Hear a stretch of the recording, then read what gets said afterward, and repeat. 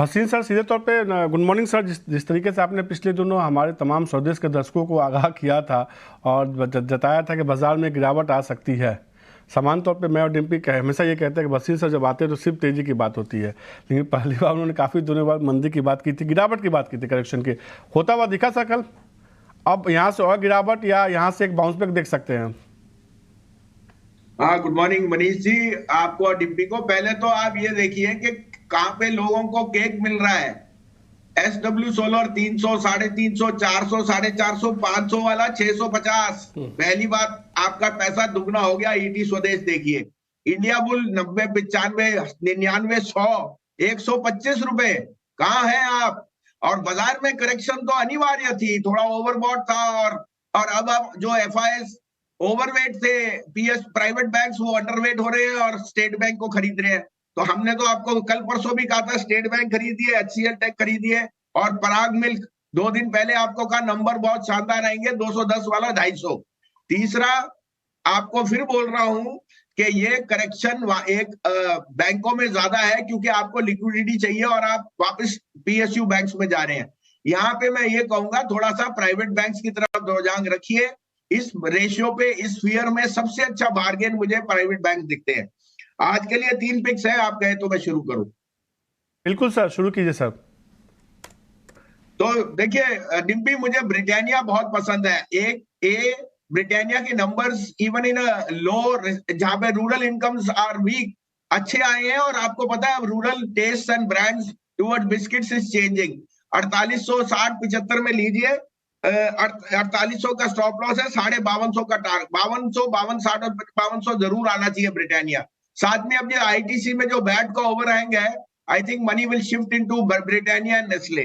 दूसरा देखिए, एक और बात बताऊं, चाइना के new year, lunar new year के लिए अब 10-12 दिन वहां छुट्टी है।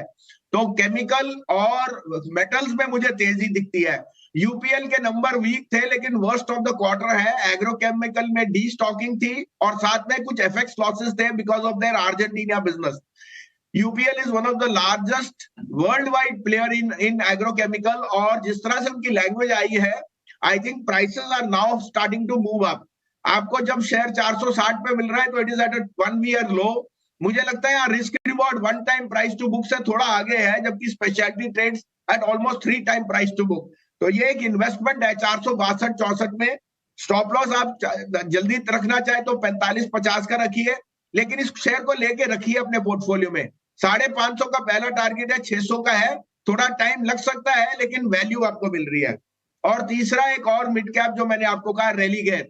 25% स्टेक अब बर्मन्स के पास है, जहां ओपन ऑफर है। 235 में ओपन ऑफर है, उनको पूरा माल आएगा नहीं। आपको 29-30 में मिले तो लीजिए। Religare insurance, broking, cross selling में एक बहुत बड़ी ब्रांड है। And with Dabur now being the prominent holder, you can expect this stock to give very very good returns over a period of time. मेरा पहला टारगेट 265 है जल्दी वालों के लिए, लेकिन 325 का टारगेट अगर आप 6 महीने होल्ड करें। ठीक है बसीन साहब, आपके 3 शेयर हो गए, रेलिगेयर, UPL, ब्रिटानिया। बसीन साहब, आप ये कह रहे थे कि जो प्राइवेट बैंक्स है वहाँ पे अभी थोड़ा ज़्यादा फोकस करना चाहिए। 1-2 बैंक के नाम बताइए सर, उसके अगर टारगेट स्टॉप लॉस दे देंगे तो और भी अच्छा है कि जहाँ पे थोड़ी पोजीशन ली जा सकती है। वैसे मेरे को याद है सर, ICICI आपका फेवरेट है। डिब्बी जी, बाजार बहुत स्मार्ट है। आपको याद है 200 रुपए पे मैं आपको टाटा पावर कहता था कि हो ही नहीं सकता, जो सबसे लार्जेस्ट प्राइवेट प्लेयर है EVs का और यूटिलिटीज का, और FIs उस समय सबसे बड़े नेगेटिव थे। 410 रुपए में इन्वेस्टर ही अपने अपने घर में हंस रहा है। और FIs का जनरली नोशन एक हर्ड मेंटालिटी है। अब सब HDFC बैंक से निकलना चाहते हैं। 2.5 टाइम प्राइस टू बुक। मुझे तो HDFC बैंक लगता नहीं अगले बड़े सालों में मिलेगा। हाँ, थोड़ी सी पेन है क्योंकि इसमें ओवर ओनरशिप ऐसी है कि हर FI और हर इंडियन पोर्टफोलियो में है। लेकिन अब आपको 1400 रुपए में मिल रहा है तो जी भर के लीजिए। और ये मत कहना कि पेडिग्री स्टॉक लिया नहीं जाता, लेके रखने की आप चेष्टा कीजिए। ICICI एंड एक्सिस, ये तीनों आपको पोर्टफोलियो में बनाने चाहिए और आपके लिए आप सिप कीजिए। लेकिन जब हर्ड बेच रहा हो तो आपको लेना चाहिए, और इस समय जो हर्ड लेना है वो है PSU बैंक। तो 750, 800 रुपए का भी भाव मुझे जल्दी दिखता है स्टेट बैंक में। वो एक ट्रेडिंग पिक होगा, लेकिन आपसे 700 पे शायद लिया ना जाए। इसलिए ये तीनों share bank of ICICI, axis और एचडीएफसी में सिप कीजिए। In the next 3 months you will be laughing your way.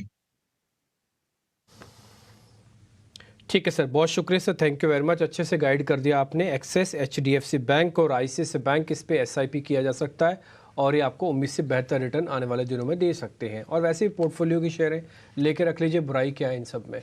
ठीक है बसीन साहब, बहुत बहुत शुक्रिया, थैंक यू वेरी मच। ठीक है, नंबर्स काफ़ी अच्छे आए हैं स्टैंड अलोन बेसिस पर। नंबर्स एक बार जरा स्क्रीन पे दिखाइए। ऑल दो ये पहले चल चुका है और मैं तो इसका बोलूँगा कि एलआईसी चलने के पीछे ना केवल बैलेंस शीट अच्छी थी, सब कुछ ठीक था, मैनेजमेंट का काम था, बल्कि देश के प्रधानमंत्री ने जब सदन में बात रखी ना एलआईसी के रिगार्डिंग, विपक्ष को आड़े हाथों लेते हुए, उसके बाद एलआईसी को एकदम से स्पीड से चलने लगा। इसने 1000 से नीचे था जब देश के प्रधानमंत्री ने बात रखी, 1000 भी आया और कल 6% और बढ़ के ये 1100 पे पार हो गया। एक बार जरा चेक करवा लेते हैं कि क्या करना चाहिए। रेशियो, नंबर्स वगैरह सब कुछ आपकी स्क्रीन पे चल रहे हैं। एक बार जरा अक्षय सर इसको जरा आप चेक कीजिए तो, एलआईसी और कितना चलेगा? एलआईसी में मोमेंटम काफी स्ट्रांग है, कोई रोक टोक नहीं है। कल नतीजों के बाद भी बहुत ही स्ट्रांग गैप अप के साथ मूव देखा है। नई कोई बाइंग एंट्री करना चाहे तो थोड़ा सा चार्ट स्ट्रक्चर जो है ओवरबॉट है कंफर्ट के लिए, तो हल्का सा डिप 1080 1070 के आसपास अगर आपको मिल जाए तो एंट्री के लिए सही रहेगा।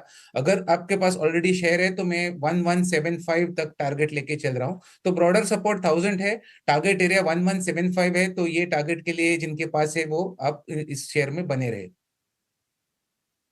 कुछ स्टॉक्स देखे जिसके नतीजे और अच्छे देखने को मिले हैं, तब खासतौर पे ये छोटे मझोले स्टॉक्स हैं। ऑर्किड फार्मा देखे नतीजे काफ़ी बेहतर देखने को मिले हैं। कंपनी के प्रॉफिट में जो है ना करीब 8 करोड़ से बढ़ के ये 29 करोड़ के आसपास हो गया है और शेयर जो है मल्टी ईयर हाइप के पे ट्रेड कर रहा है। संतोष, क्या राय होगी ऑर्किड फार्मा को लेकर? ऑर्किड फार्मा की बात करें तो ये स्टॉक में हमने तेजी देखी, बट फिर भी मैं स्टॉक से दूर रहने की सलाह दूंगा। स्टॉक थोड़ा सा रिस्की होता है। अगर किसी के पास ऑलरेडी है तो उसको स्टॉप लॉस ट्रेल करते चलना चाहिए। उसके लिए स्टॉप लॉस रहेगा 800 का। ऊपर में अगर ये तेजी जारी रहती तो शायद हमको 980,000 तक के लेवल देखने को मिल सकते हैं। है तो 800 का स्टॉपर्स लगा लीजिए। एक शेयर देखिए राहुल, लगातार ये कमज़ोर रहा है। अच्छी कंपनी, हालांकि बायोकॉन, कई सारे प्रॉब्लम थे, उसकी वजह से हमने देखा कि कंपनी को दिक्कतों का सामना करना पड़ा। उसकी वजह से हमने शेयर ने बहुत अंडर परफॉर्म किया। अगर बीते एक साल में देखे नतीजे जो हैं वो भी खराब देखने को मिले हैं सीधे तौर पर। क्या राय होगी बायोकॉन को लेकर आपको? अगर ये गिरता है तो कोई सपोर्ट लेवल आपको दिख रहा है? बायोकॉन में एक्चुअली एक बेयर मार्केट चल रहा था 2020 दिसंबर से लेके 2023 तक, और रिसेंटली पिछले कुछ महीनों से जो अप ट्रेंड शुरू हुआ है उस पे भी अभी एक रेजिस्टेंस पॉइंट पे आ गया है। करंट मार्केट प्राइस तो लॉन्ग करना बिल्कुल नहीं अभी सलाह देंगे। अगर एक एग्रेसिव लॉन्ग लेना चाहते हैं तो 265 का वेट करना पड़ेगा, और अगर जो लोग लॉन्ग ऑलरेडी होल्ड कर रहे हैं उनको सलाह ये होगा कि प्रॉफिट बुक कर ले इस करंट मार्केट प्राइस पे, और 265 के आसपास एंटर कर सकते हैं। स्टॉप लॉस 265 पे एंटर करने के बाद 246 का होगा और फिर से एक बाय इनिशिएट कर सकते हैं। आते हुए बायोकॉन पे एक शेयर और देखिए, एससीसी, नतीजे बेहतर देखने को मिले हैं। कंपनी जो है घाटे से मुनाफे में आई है और लगातार हम देख रहे हैं कि इस सेगमेंट से जुड़ी जितनी कंपनियां हैं ना, कंस्ट्रक्शन और इंफ्रा से, उसमें लगातार एक तेजी देखने को मिली है। अक्षय, एचसीसी, क्या राय होगी? जी, अगर एचसीसी की बात करें तो सीमेंट कंपनियों में भी थोड़ा सा हल्का सा लाइमलाइट में रहा है सीमेंट कंपनी। एचसीसी में भी अगर देखें आप तो चार्ट स्ट्रक्चर में 2 दिन पहले एक स्ट्रॉन्ग ब्रेकआउट देखने को मिला था 42 के स्तर पे। तो वहां के बाद कल हल्का सा कंसोलिडेशन या थोड़ा सा ठंडा पड़ा है स्टॉक, बट मेरा मानना है कि एक flag and pole bullish formation structure बन रहा है और जल्दी आपको मोमेंटम पिकअप मिलेगा। 50 से 53 ये आपका टारगेट एरिया बनेगा एचसीसी में। सपोर्ट एरिया है करीबन 41 का, तो 40 के स्टॉप लॉस से 53 के टारगेट के लिए आप ये ट्रेड बना सकते हैं फ्रेश, या होल्ड कर सकते हैं।